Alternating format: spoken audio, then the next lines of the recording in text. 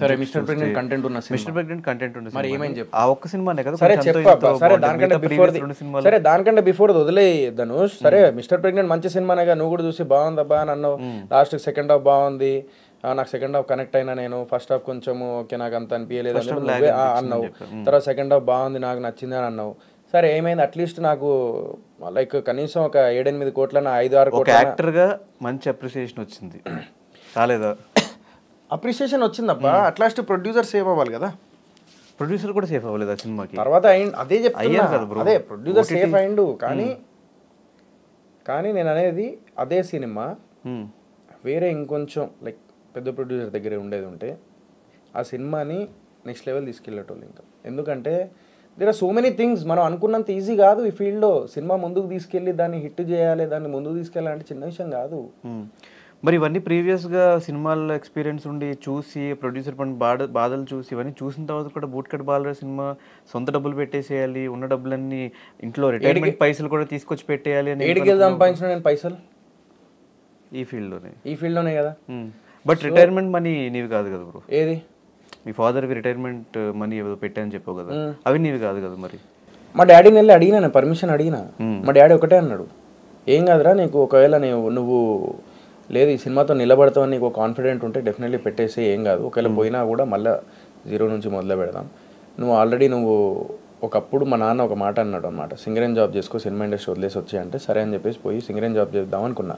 కానీ కట్ చేస్తే నాకు సింగరేన్ జాబ్ చేయాలనిపించలేదు. మళ్ళీ హైదరాబాద్ వచ్చేసిన. లేదు ఏదో ఒక టైం వస్తుంది అని చెప్పేసి అన్న. బిగ్ బాస్కి వెళ్ళినా టైం తెచ్చుకున్నా. తర్వాత ఇప్పుడు సినిమాలు చేసుకుంటూ వస్తున్నా. అప్పటి నుంచి మా నాన్నకు నా మీద నమ్మకం. ఒక తండ్రికి ఒక కొడుకు మీద నమ్మకం తెప్పించాలి అనేది it's a big task as a సన్గా. అది నేను ప్రూవ్ చేసుకున్నా. నేను ప్రతి కొడుకు వాళ్ళ తండ్రిని ఎప్పుడు ఒక భరోసా అనేది ఒకటి ఇచ్చే ప్రూఫ్లో ఉంటే, అంటే ఆ ఇచ్చే అదేంటి ప్రయత్నంలో ఉంటే definitely he will achieve that is what I believe and I did. మా ఇంట్లో వాళ్ళు లైక్ చుట్టాలు వాళ్ళు రిలీజియన్ ఫీలింగ్, క్యాస్ట్ ఫీలింగ్ ఇవన్నీ ఉంటాయిరా ఇండస్ట్రీలో అన్నారు. లేదు, ఉండవు. నేను ఒకటే చెప్తా, నాకు ఈరోజు ప్రీ రిలీజ్ ఈవెంట్లో ఇంతమంది వచ్చారు, నా ట్రైలర్ లాంచ్కి బిగ్ బాస్ సీజన్ 1 నుంచి సీజన్ 7 వరకు ఇంతమంది వచ్చారు, ఇంత ప్రేమ, ఇంత అభిమానం, ఇంతమంది, ఎంతోమంది నా దగ్గర అంటే నా కష్టం చూసి వచ్చిన వాళ్ళే. Are they seeing the religion? Are they seeing the caste? No, they are seeing only hard work, dedication. అదే లైఫ్లో నాది చూస్తున్నారు వాళ్ళు. అందుకే నేను ఈ స్థాయిలో ఉన్నా అని చెప్పేసి అనుకుంటా. అదే నేను అనుకుంటా. నాదే కాదు, ప్రతి ఇండస్ట్రీలో చిన్న టీవీ నుంచి లైక్ ఒక స్టార్ అయిన వాళ్ళు ఉన్నారు. మన తెలుగు ఇండస్ట్రీలో ఇంక అవ్వలేదు. I want to prove that.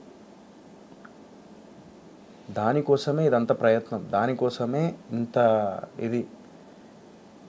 అది నేను ప్రొడ్యూసర్గా మారినప్పుడు అని అంటే డెఫినెట్లీ ప్రాక్టికల్గా ఆలోచిస్తే యాజ్ అ ప్రొడ్యూసర్గా what I have to share with the audience I did from my side. నేను చెప్పినా కదా, ఆ కష్టం నాకు తెలిసి నేను హరిత గారికి ఫోన్ చేసి, కల్పన గారికి ఫోన్ చేసి, నువ్వు ఇప్పుడే ఫోన్ చేసి అడుగు ఎట్లా హ్యాండిల్ చేసినావో, నిజంగా చెప్తున్నావు ఎట్లా భరించినావో, ఇవన్నీ చాలా గ్రేట్ అసలు మీరు అది అని చెప్పేసి మా కల్పన మేడంకి అండ్ హరిత మేడంకి నేను ఫోన్ చేసి నేను చెప్పిన ఈ మాట మా ప్రొడ్యూసర్స్కి. అప్రెడ్ అన్న ఫోన్ చేస్తే లిఫ్ట్ చేయలే, కానీ వీళ్ళకి ఫోన్ చేసి చెప్పిన నేను, hats off to you my producers అని చెప్పేసి చెప్పిన.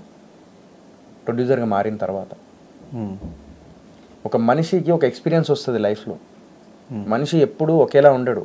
జీవితంలో అనుభవం కొద్దీ, ఒక ఎక్స్పీరియన్స్ వస్తున్న కొద్దీ వాడు మారుతూ ఉంటాడు.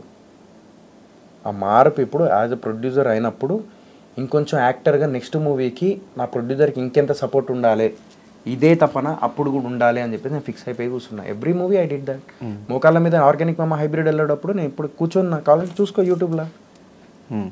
కానీ ఇప్పుడు మొత్తం అన్ని డబ్బులు పెట్టేసిన తర్వాత ఒకవేళ రిజల్ట్ అటు ఇటు అయితే ఏంటి బ్రో పరిస్థితి? రిజల్ట్ అటు ఇటు అయితే మళ్ళీ ఏమున్నది, మళ్ళీ ఇక్కడికి ఆగిపోను కదా, నా లైఫ్ ఇక్కడికి ఆగిపోదు కదా. నేను తిండి లేకుండా అయితే లేం కదా. ఇన్స్టాగ్రామ్లో ఒక పోస్ట్ పెడితే పైసలు వస్తాయి, ఓకే, దాంతోనన్నా బతుకుతా.